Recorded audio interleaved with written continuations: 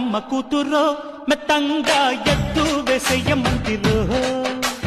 చిత్తో చిట్టమ్మ కూతురో మెత్తంగా సత్తా చూపించమంతిరో తుళ్ళి తుళ్ళి పడ్డ తల్లి మళ్ళీ మళ్ళీ అంది పుల్లి బాబువ్వ నాకే కావాలి అత్తో అత్తమ్మ కూతురు